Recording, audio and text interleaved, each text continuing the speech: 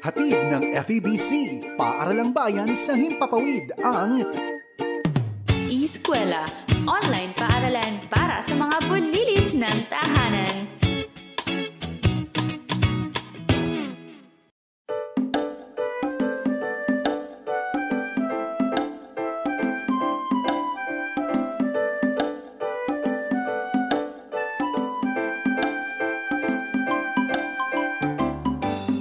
Halina, halina, matuto sa eskwela, wika at siyensya. Halina, halina, matuto sa eskwela, sining at matematika.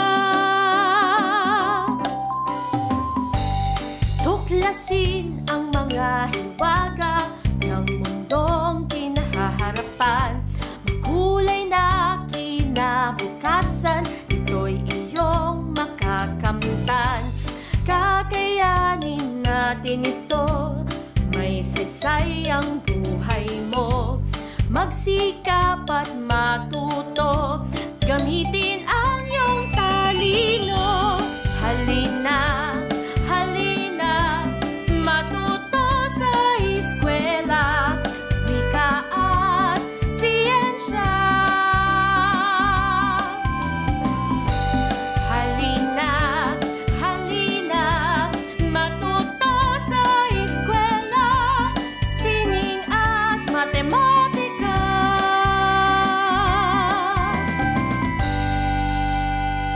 Magandang araw mga bata! Welcome sa Eskwela, online paaralan para sa mga bulilit ng tahanan. Kumusta ba kayo? Kumusta ba ang inyong mga pakiramdam? I hope that you are all good at ready na sa ating panibagong online lesson ngayong araw na ito. And we're also hoping that you are enjoying our lessons dito sa Eskwela, online paaralan para sa mga bulilit ng tahanan. Ako nga pala si Teacher Jo Cabrera Alabastro. Kami dito sa Eskwela, online paaralan para sa mga bulilit ng tahanan ay laging handa para kayo ay turuan. Kaya nasaan man panig ng daigdig kayo nandoon, pwede kayong makapakinig at makapanood ng ating mga lesson. At syempre, lagi naming paalala sa inyo na manatili kayong healthy ha, dahil gusto namin na kayo ay ligtas, kagaya na lang din ng ginagawa ng Department of Education na kayo ay pinapanatili sa loob ng tahanan para manatiling ligtas. At syempre, sa pasimula ng ating klase, meron akong 3 requirements. Ano nga ba yung 3 requirements ko? Very simple. Nakaupo ng maayos sa iyong pakikinig o panonood. Pangalawa, laging handa ang lapis at papel, at pangatlo ay huwag mag-skip ng online sessions dahil ang bawat aralin ay mahalaga. Ilan nga ang ating requirement? Tama, 3. Okay, ready na ba kayo sa ating online lesson? Ready na ako. Tara, mag-aral tayo sabay-sabay.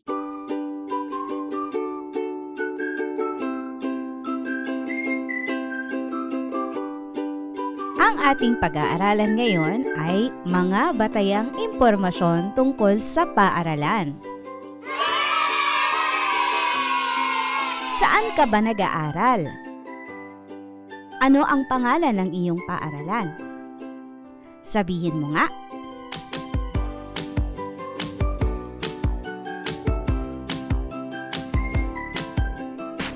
Very good. Ang paaralan ay matatagpuan sa halos lahat ng bayan sa ating bansa. Ang mga paaralan, mayroon niyang iba't ibang pangalan. Kagaya ng mga nabanggit ninyo na paaralan kung saan kayo nag-aaral, mayroong iba't ibang lugar kung saan nakatayo ang paaralan. At ang isang paaralan ay pwedeng ipangalan sa una, yung tao na nagbigay ng lupa kung saan doon itinayo. Pwede yun. Pangalawa, bayani ng bayan. Pangatlo, patron ng kanilang lugar. At pang-apat, lugar kung saan ito matatagpuan.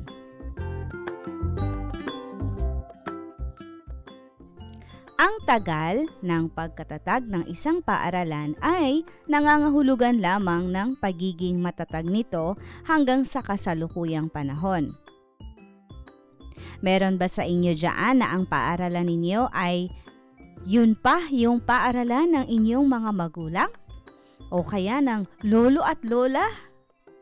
Ganon katagal na ang paaralan, ibig sabihin ay matatag ito dahil hanggang sa ngayon ay buhay pa at tumatanggap pa ng mga mag-aaral na kagaya ninyo. Ang lawak at sukat ng paaralan, magkakaiba yan. May mga paaralan na malalaki, may paaralan na maliliit, at mayroon namang katamtaman lamang. Kayo ba? Ano ang sukat ng paaralan ninyo? Malaki? Maliit? O katamtaman? Ang paaralan ang nagsisilbing pangalawang tahanan para sa mga mag-aaral. Pero dahil nga, ang lahat ng mga bata ay hindi muna pwedeng pumasok sa loob ng paaralan, kayo ay pumapasok sa loob ng inyong mga tahanan gamit ang iba't ibang module at gamit ang iba't ibang mga paraan.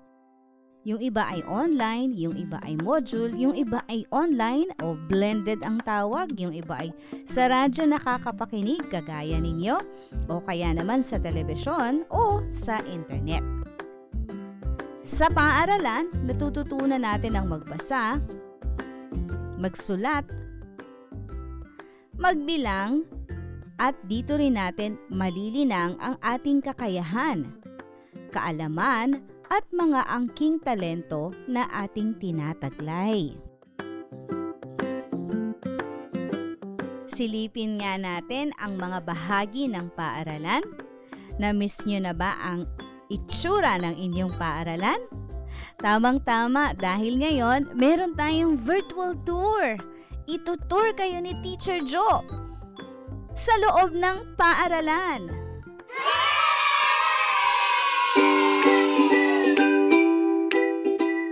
Ready na ba kayo?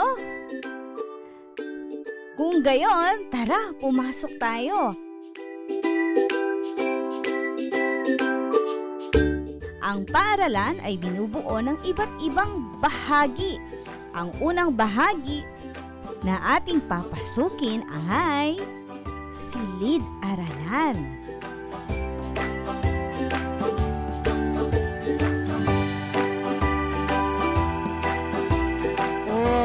Na-miss niyo na ba ang inyong silid-aralan? Ang inyong classroom? Kung saan kayo nakaupo? Kung sino ang inyong mga katabi? At lalong-lalo na ang inyong guro. Sa loob ng silid-aralan, nagaganap ang araw-araw na pagtuturo ng inyong guro, syempre kasama ang inyong mga kamag-aral.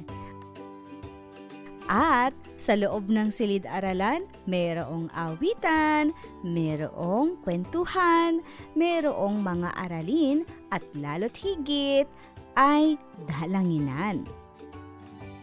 Tingnan niyong maigi ang inyong silid-aralan, ang inyong classroom.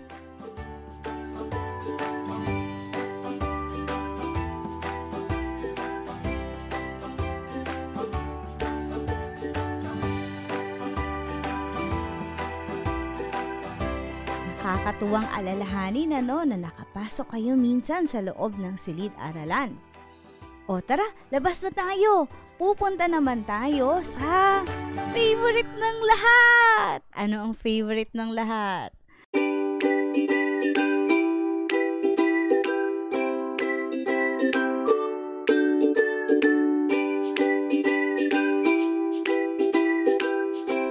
Yan ay ang sa kantin. Ako din, favorite subject ko, recess eh. The joke lang.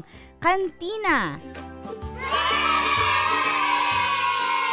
Dito matatagpuan ang mga masusustansyang pagkain na gusto mong bilhin. Diba tuwing recess, ano ba yung favorite food mo sa kantin?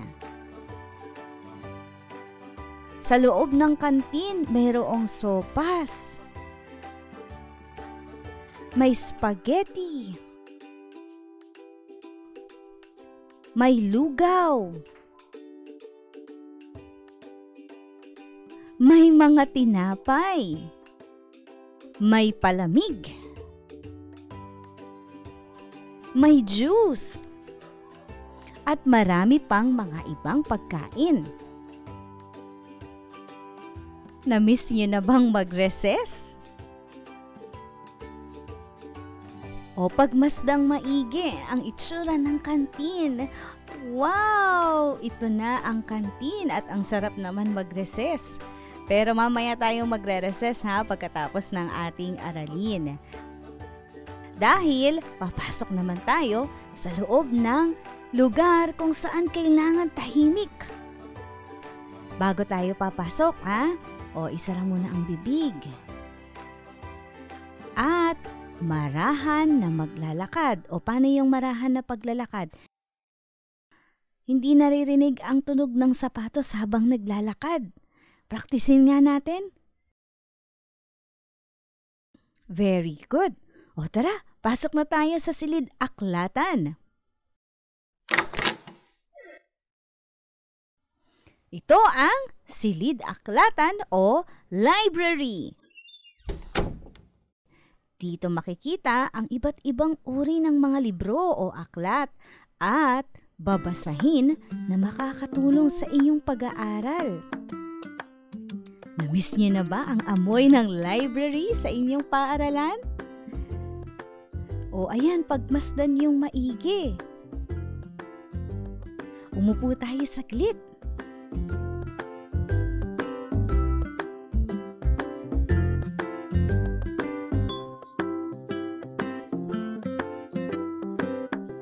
Humawak ng libro at magbasa.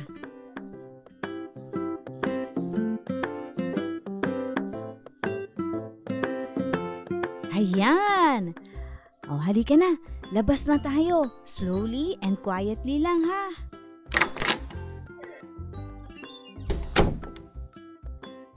Okay, very good. Tayo naman ay dadako sa lugar kung saan dinadala yung mga bata na may sakit o nasugatan kapag naglalaro.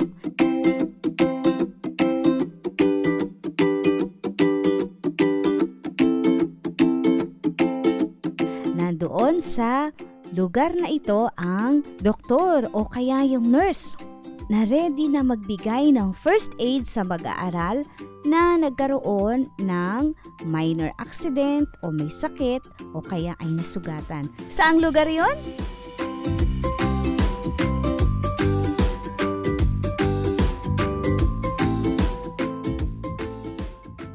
Tama, sa klinika. O tara na, pasok tayo sa loob ng klinika.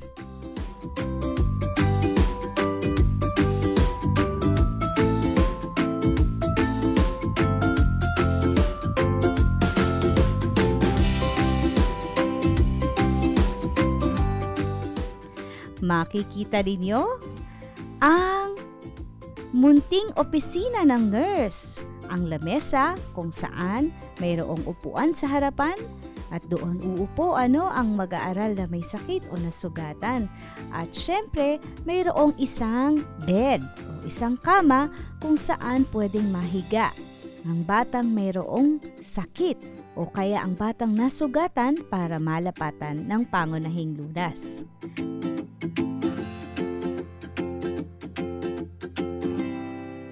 Sa loob ng klinika, naroon ang school nurse. Natatandaan niyo ba ang pangalan ng nurse ng school ninyo? Very good. O tara na, tayo naman ngayon ay pupunta sa lugar kung saan maraming tanim, maraming halaman, maraming mga gulay, at may mga halaman at makukulay na mga bulaklak. Saang lugar yun? Very good! Tama! Yan ay sa hardin ng paaralan. Naranasan niyo ba na magdilig ng mga halaman sa paaralan? Yung iba naranasan nila na makapagdilig, yung iba naman ay hindi pa. O magdilig na lang kayo sa bahay ninyo. O tara na, pasok na tayo sa hardin.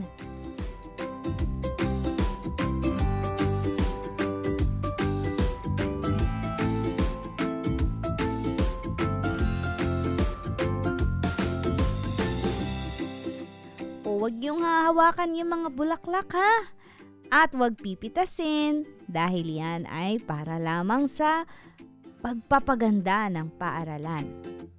Dito makikita ninyo ang iba't ibang mga halaman, mga makukulay na bulaklak, at ilang mga pananim na gulay na project ng mga bata sa elementarya.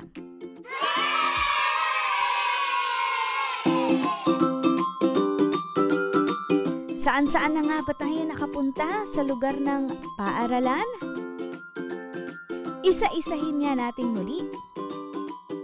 Silid-aralan, kantina, silid-aklatan, klinika, at hardin. Very good! Siyempre, may iba pang bahagi ang paaralan gaya ng tanggapan ng punong guro at ang favorite ninyong palaruan at ang computer room.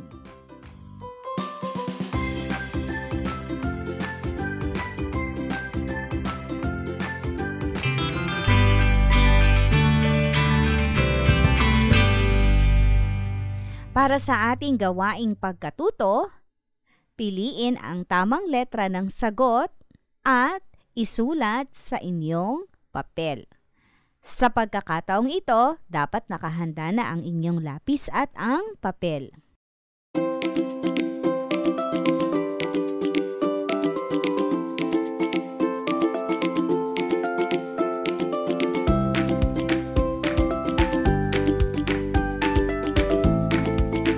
Handa na kayo?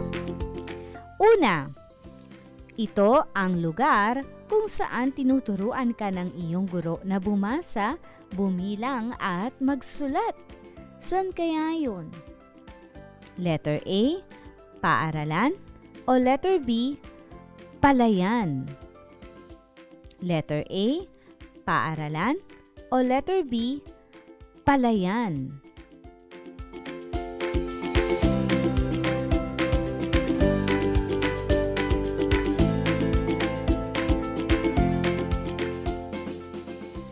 Kung ang sagot mo ay letter A, paaralan, ikaw ay very good. Tama! Sa loob ng paaralan, tinuturuan ang mga bata na bumasa, bumilang at magsulat. Pangalawa, paano binigyan ng pangalan ang inyong paaralan? O isipin niyo nga, paano binigyan ng pangalan ang inyong paaralan? Pipili kayo ng tamang sagot pero syempre itatanong niyo sa inyong mga kasama sa bahay. Letter A, ito ay ipinangalan sa bayani ng bayan. Letter B, ito ay ipinangalan sa lugar kung saan ito matatagpuan. O letter C, ipinangalan sa taong nagbigay ng lupa. Alin dyan?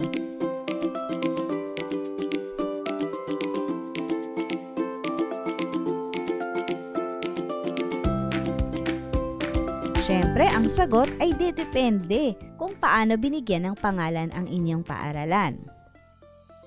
Halimbawa ay ipinangalan sa bayani ng bayan, ang Marcelo H. Del Pilar Elementary School.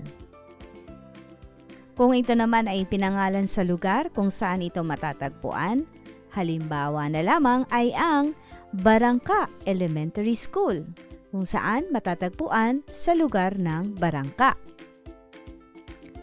Ito ay ipinangalan sa taong naghandog ng lupa. Halimbawa, ang naghandog ng lupa ay nagngangalang Michelle Bartolo. Tapos ipapangalan sa kanya ang paaralan. Ito ay magiging Michelle Bartolo Elementary School. Pangatlo, paano mo mailalarawan ang iyong paaralan batay sa sukat nito? Isipin mo nga. Isipin nyo nga. Letter A, ang aming paaralan ay malaki. Letter B, ang aming paaralan ay maliit. Letter C, ang aming paaralan ay maluwag. O letter D, ang aming paaralan ay masikip. Ang sagot ninyo ay dedepende ulit sa sukat ng inyong paaralan sa inyong paningin.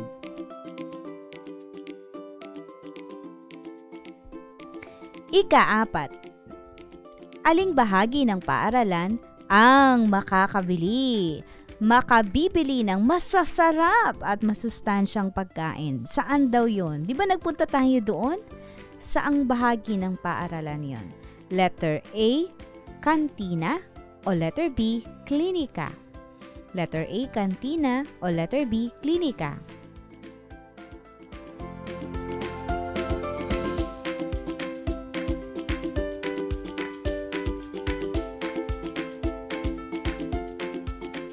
Kung ang sagot mo ay kantina, ikaw ay tama. Ika-5.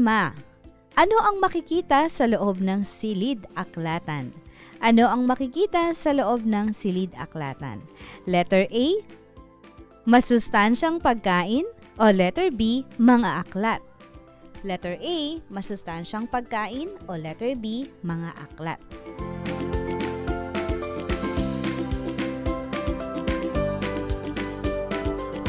Kung ang sagot ninyo ay letter B, mga aklat, tamang-tama dahil ang silid-aklatan ay lugar kung saan naroon ang maraming aklat.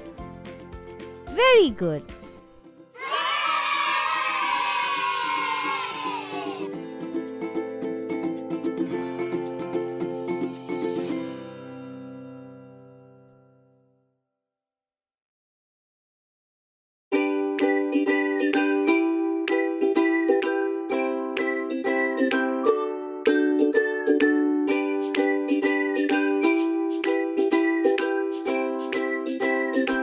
Sa ikalawang gawaing pagkatuto, isusulat naman ninyo sa inyong papel ang salitang tama kung ang pahayag ay nagsasabi ng mabuting pakikipag-ugnayan ng sariling pamilya sa ibang pamilya at mali kung hindi. Uulitin ko ha, isusulat ang salitang tama kung ang babasahin ko ay nagsasabi ng mabubuting pakikipag-ugnayan ng sariling pamilya sa ibang pamilya at mali kung hindi. Tama kung ang babasahin ko ay nagsasabi ng mabubuting pakikipag-ugnayan ng sariling pamilya sa ibang pamilya at mali kung hindi. Una, pagbibigay ng handog na pagkain ng pamilya ni Lito sa bagong lipat na kapitbahay na si Mila. Pagbibigay ng handog na pagkain ng pamilya ni Lito sa bagong lipat na kapitbahay na si Mila. Ito ba ay tama o mali?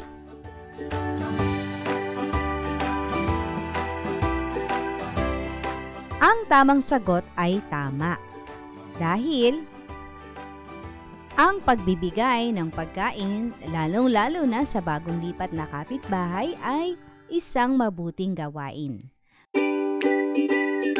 Pangalawa, hindi pagpansin ng buong pamilya sa kanilang mga kapitbahay. Ito ba ay tama o mali?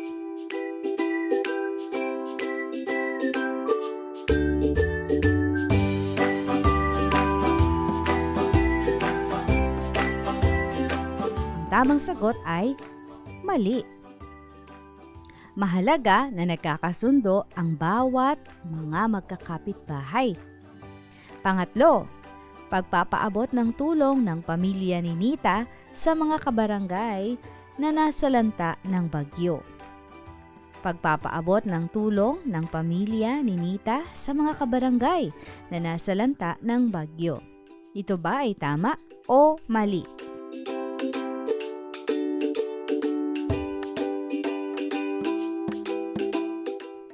Kung ang sagot mo ay tama, tama ka.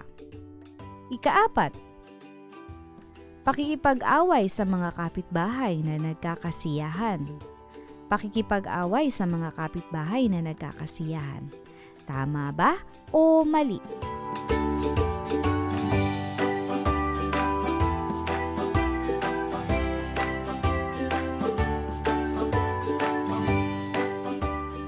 Ang tamang sagot ay mali. Ika-5, pakikiisa at pagkakaroon ng bayanihan ng pamilya Cruz at Santos sa paglilinis ng kanilang barangay. Ito ba ay tama o mali?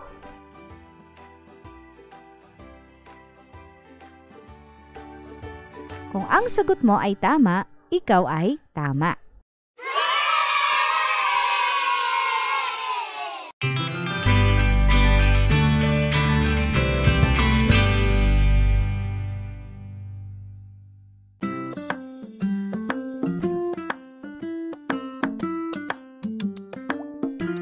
Ang aming paaralan. Halina at tayo ay bumasa ng isang tula. Ang pamagat ay ang aming paaralan. Kami ay mga mag-aaral na kapwa na sa baitang isa sa paaralang elementarya ng Patubig kami nagpatala. Itinatag noong 1921 para sa mga guro at maraming bata sa Patubig, Marilao, Bulacan, nakatindig at makikita.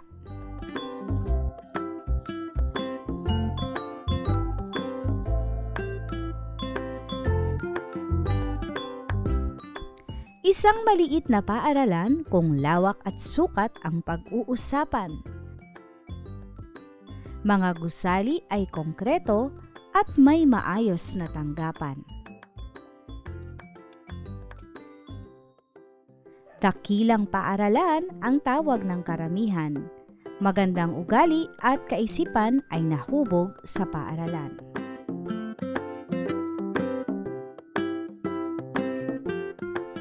Ang aming paaralan ay malinis at maganda. Binubuo ito ng mga silid-aralan at klinika na laging handa. Masustansyang pagkain sa kantina ay itinitinda.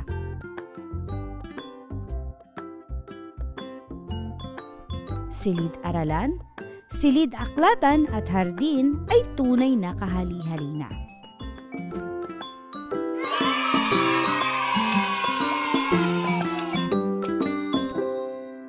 Sa aking nabasang tula, saan daw nag-aaral ang mga bata? Saan daw nag-aaral ang mga bata sa tula?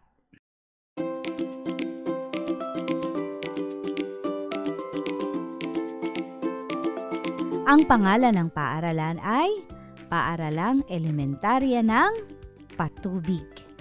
Tama. Pangalawa, kailan itinatag ang paaralan nila?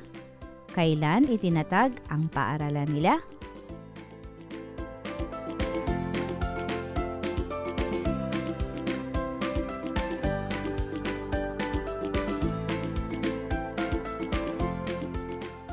Kung ang sagot mo ay 1921, ikaw ay tama.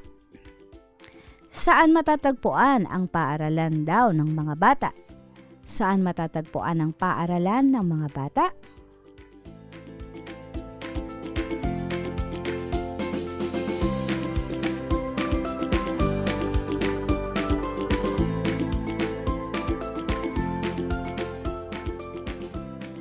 Yan ay sa Patubig, Marilao, Bulacan. Ika-4, Paano mailalarawan ang kanilang paaralan ayon sa lawak at sukat?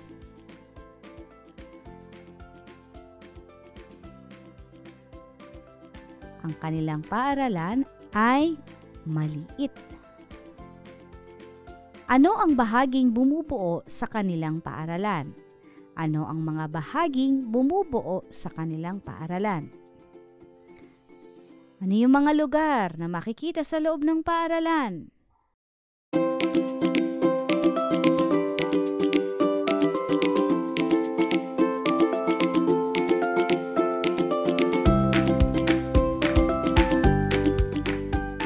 Yung mga lugar na pinuntahan din natin kanina.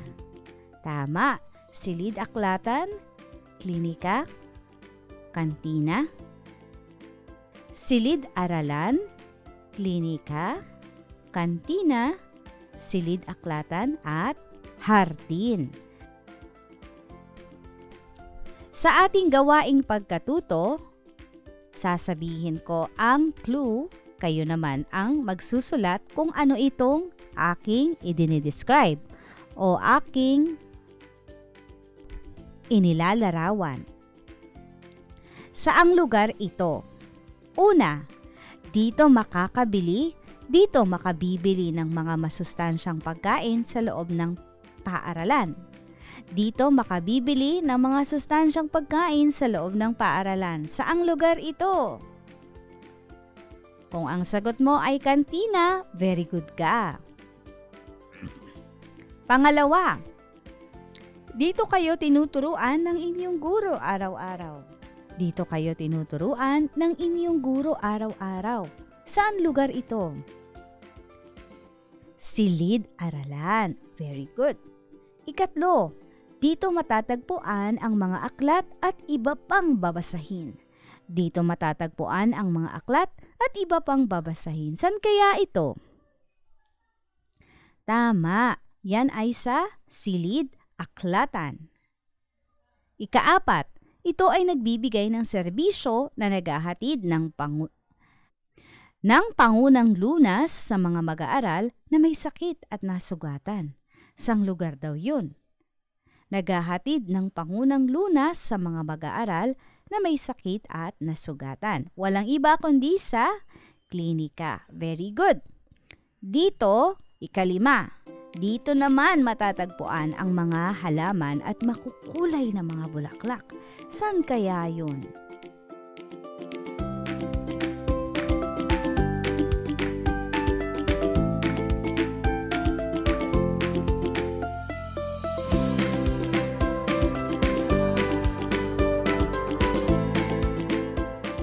Kung ang sagot mo ay hardin, tama ka.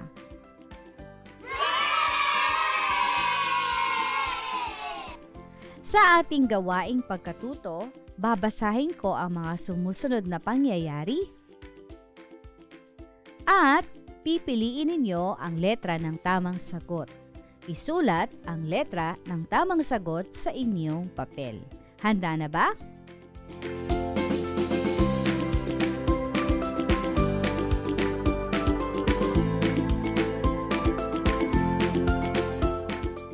Una, si Mildred ay mag-aaral ng baitang 1.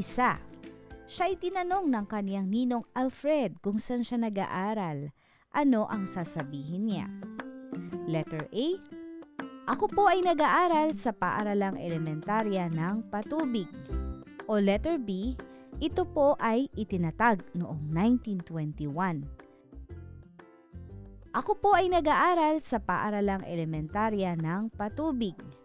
O letter B, ito po ay itinatag noong 1921. Alin doon ang tamang sasabihin ni Mildred sa kanyang ninong?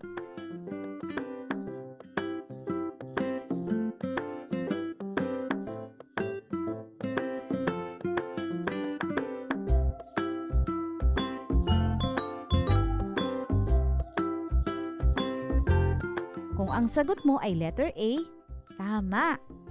Dahil sinasabi dito, ako po ay nag-aaral sa paaralang elementarya ng Patubig. Pangalawa, Nagkita ang magpinsang Marianila at Ashley na parehong nasa baitang isa. Tinanong siya ni Ashley kung saan matatagpuan ang kaniyang paaralan. Alin ang dapat na isagot ni Marianila? Letter A. Ito ay itinatag noong 1920. O letter B. Sa Marilao, Bulacan, matatagpuan ang aming paaralan.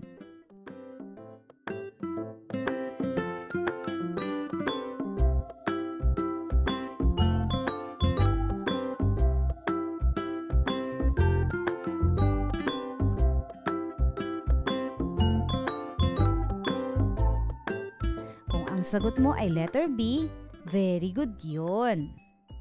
Ikatlo, Nais bumili ng tinapay ni Gina sa loob ng kantina. Anong pwede niyang gawin? Letter A, makipagharutan sa pila. O letter B, pumila ng maayos. Letter A, makipagharutan sa pila. O letter B, pumila ng maayos.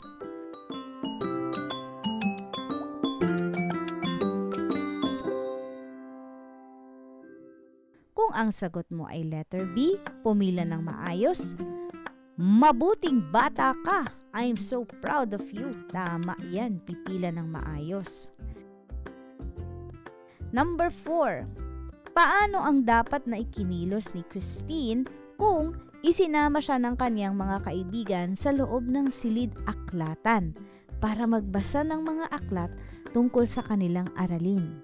Ano dapat ikilos kapag nasa loob ng silid-aklatan? Letter A, magbasa ng malakas. O letter B, tahimik na magbasa.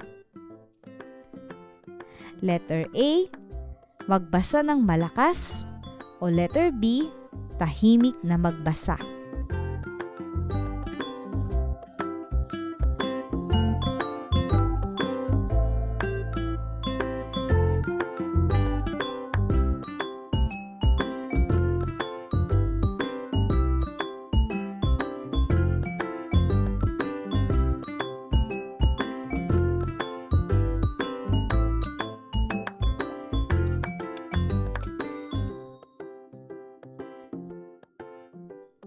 Tamang sagot ay letter B.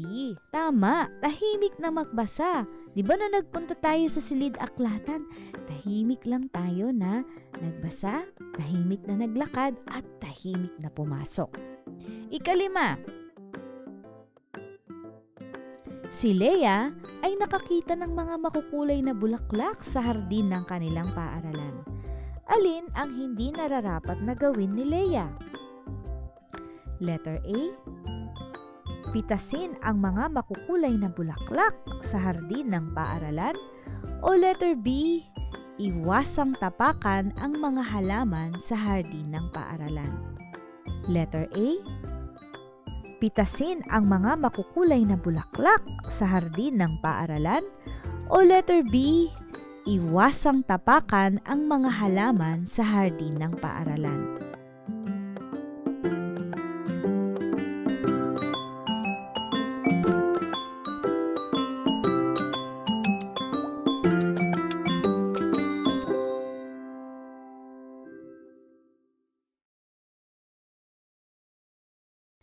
Ang tamang sagot ay letter B.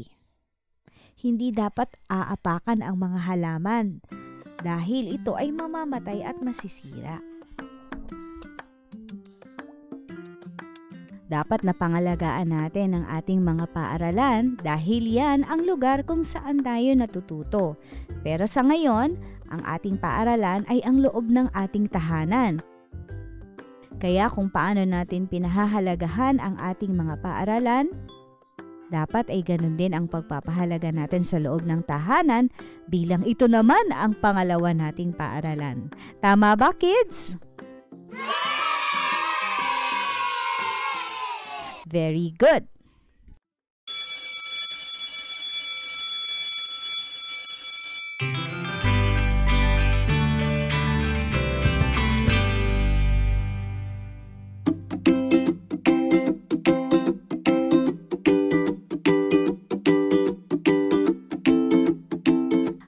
mga batang kagaya ninyo ay nangangailangan ng sapat na kaalaman sa mga mabubuting pag-uugali o asal, lalong-lalo na sa hapagkainan. Mahilig ba kayong kumain? Tamang-tama, mahilig rin akong kumain. Pero alam niyo ba na mayroong tamang pag-uugali sa harapan ng hapagkainan? Yan ang ating matututunan sa aralin ngayon.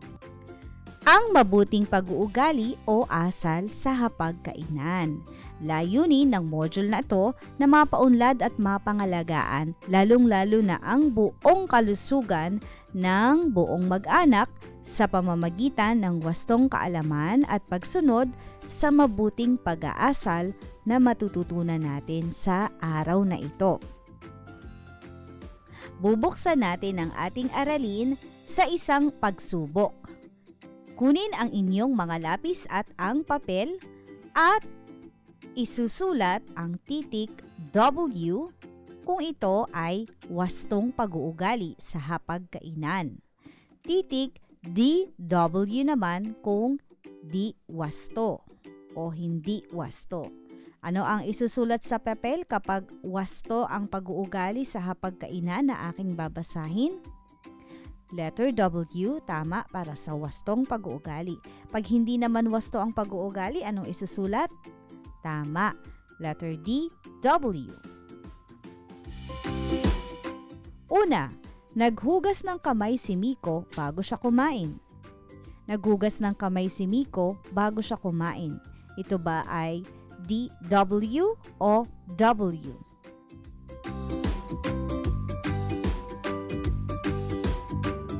Kung ang sagot mo ay W, ikaw ay tama.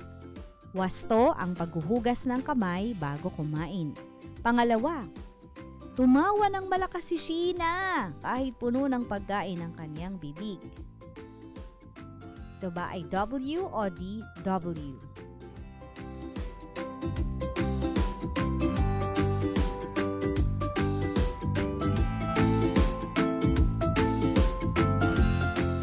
Kung ang sagot mo ay DW, kayong mga bata, kayo ay tama. Ikatlo, nanonood ng paborito niyang cartoon si Jacob habang kumakain. Nanonood habang kumakain, ito ba ay W o DW?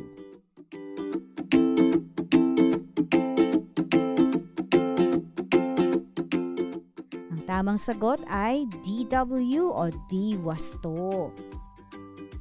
Ikaapat, nagdasal si Ana bago kumain.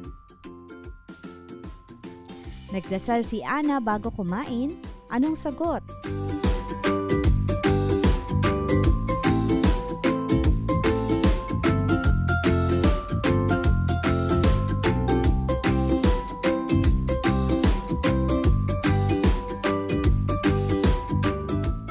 Tama, ito ay wasto o letter W.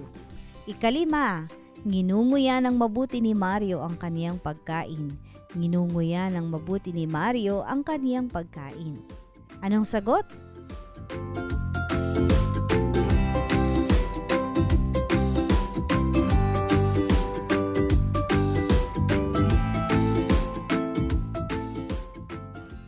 W.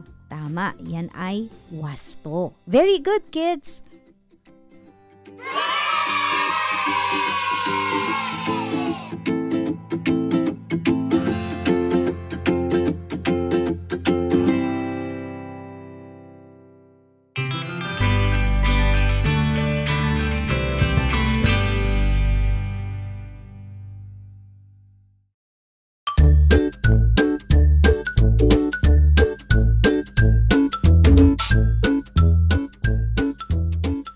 Gusto niyo bang lumaking malusog at malayo sa sakit?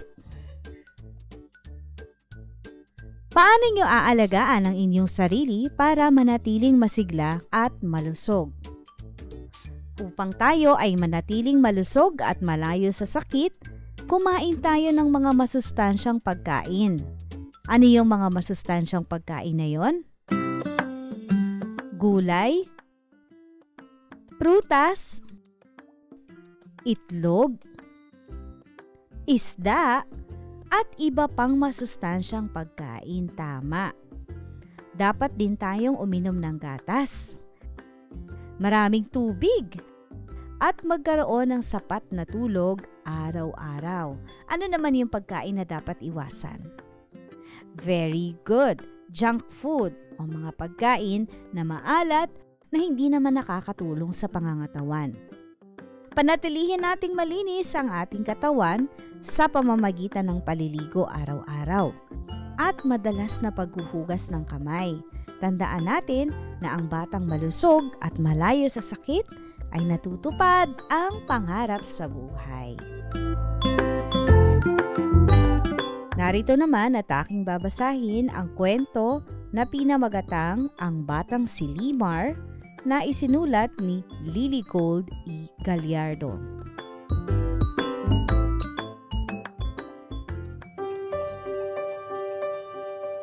Si Limar ay 6 na taong gulang at kasalukuyang nasa unang baitang. Maliit pa siya ay tinuturuan na siya ng kaniyang nanay at tatay ng wastong pag-uugali sa hapagkainan. Tulad ng paghugas ng kamay at pagpapasalamat sa Diyos bago kumain. Naglalagay lang siya ng pagkain sa pinggan ng pagkain na kaya niyang ubusin at nginunguya niyang mabuti ang pagkain sa kanyang bibig. Sinasabihan din siya ng kanyang lolo at lola sa mga diwastong pag-uugali na ginagawa niya habang sila ay kumakain. Tulad ng pagsasalita kung may laman ang bibig, paggamit ng mga gadget,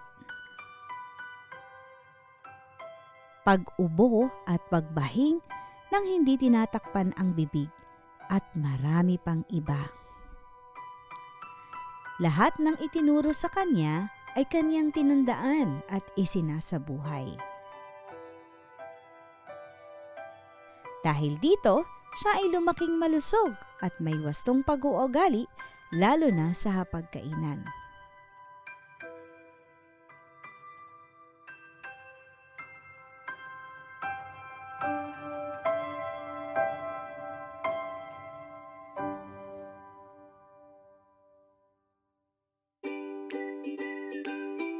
Batay sa ating kwentong nabasa, ano ang tinuro ng nanay at tatay ni Limar sa kanya mula nang siya ay maliit pa?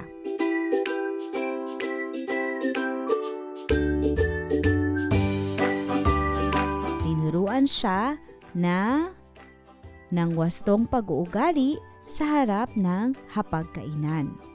Ano-ano ang mga wastong pag-uugali daw sa hapagkainan ang natutunan niya mula sa kanyang lolo at lola? 2 bagay yun.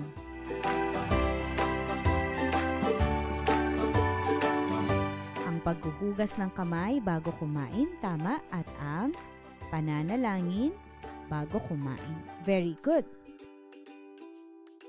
3, ano-ano ang mga dapat niyang iwasan sa hapagkainan? Ano yung mga gawain na dapat na iwasan nga sa hapagkainan?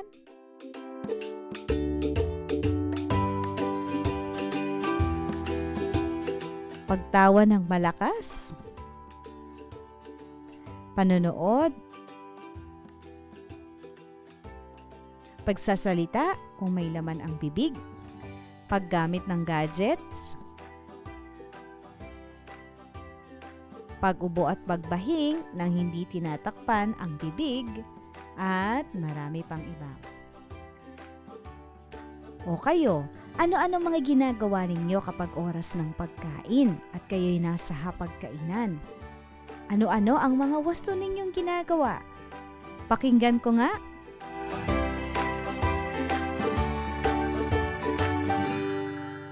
Aba, may nagsabi na sila din ay naguhugas ng kamay. Very good. May nagsabi rin na hindi tumatawa ng malakas habang kumakain. Tama. At kung uubo o babahing ay tatakpan ang bibig. Very good. At hindi hahawak ng gadget habang kumakain. Mahusay.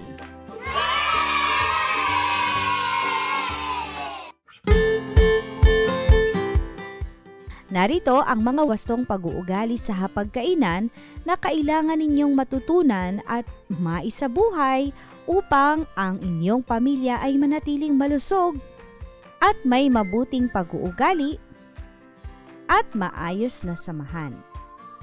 Maghugas ng kamay bago kumain. Isa sa pinakamaruming bahagi ng ating katawan ay ang ating kamay. Dahil madalas natin itong ipinanghahawak sa lahat ng bagay. Ang paghuhugas ng kamay ay makatutulong upang maiwasan natin ng iba't ibang uri ng sakit. Pangalawa, magdasal at pasalamatan ng Diyos. Tama yan dahil ang pagkain natin at ang marami pang bagay ay kaloob sa atin ng ating Diyos. Pangatlo, nguyain ng mabuti ang pagkain. Nguyain ng mabuti ang pagkain. Makakatulong ito sa pagtunaw ng mabilis ng ating kinain. Mayroon akong kilala, kung kumain siya, ay 30 times niya inunguya ang pagkain para daw pag pumasok ito sa loob ng kaniyang tiyan ay madaling matutunaw. Naranasan niyo na ba yun? Pagkatapos yung kumain, masakit yung tiyan niyo kasi hindi kayo natunawan? Yan ang solusyon. Nguyain mabuti ang pagkain. Ika-4, umupo ng maayos. Umupo ng maayos, una dahil ito ay angkop na asal habang kumakain at pangalawa, ito rin ay nakakatulong sa iyong good body posture. Ika-5, maging magalang. Maging magalang kahit sa hapagkainan. Gumamit ng magalang na pananalita gaya ng pagsasabi ng pakiabot nga po, salamat po, at marami pang iba. Ika-6, syempre pagbabahing, uubo, anong pwedeng gamitin? Panyo. Yan ay angkop na asal at yan din ay nakakatulong para hindi ka na magkalat ng virus pa sa iba. Ika-7, maglagay ng pagkain sa pinggan na kayang ubusin. Yan ang tandaan ninyo ha. Maglalagay lang ng pagkain sa pinggan na kayang ubusin. Huwag maglalagay ng sobra-sobra sa pinggan. Mahalaga ang pagkakaroon ng maayos at wastong asal, lalong-lalo na sa harap ng hapagkainan o sa panahon na kayo ay kakain dahil yan ay kapag inyong natutunan hanggang sa kayo ay lumaki, yan ay dala-dala ninyo na meron kayong mabuting asal at respeto sa kapwa.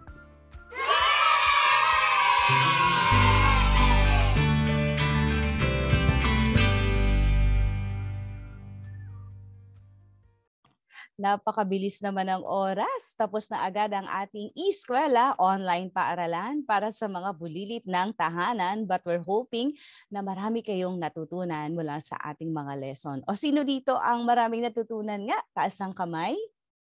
Aba, marami din. O sino naman dito yung excited na muling makapasok sa susunod nating aralin? Very good. Ako'y excited ulit na makita kayo sa susunod nating online paaralan. At syempre, bago tayo magtapos, iiwanan ko kayo ng isang napakahalagang verse mula sa unang Kronika, 16:11. Ang sabi dito, magtiwala kayo sa Panginoon at sa kanyang kalakasan, palagi kayong lumulog sa kanya. Dito, ipinapakita, mga bata, ang kahalagahan ng pananalangin. Dahil kung wala ang Diyos na tumutulong sa atin, hindi natin kakayanin ang mga pagsubok na dumarating sa buhay natin.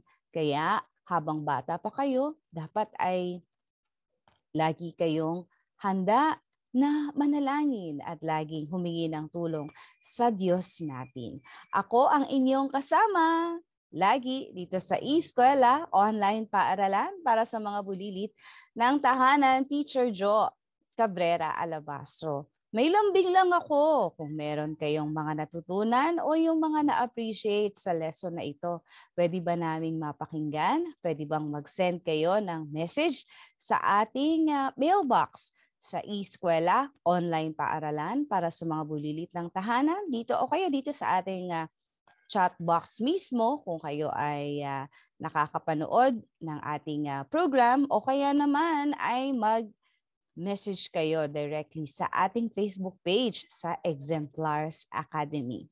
Muli, ako si Teacher Jo Cabrera Alabastro, dito lang sa eSkwela Online Paaralan para sa mga bulilit ng tahanan. eSkwela Online Paaralan para sa mga bulilit ng tahanan.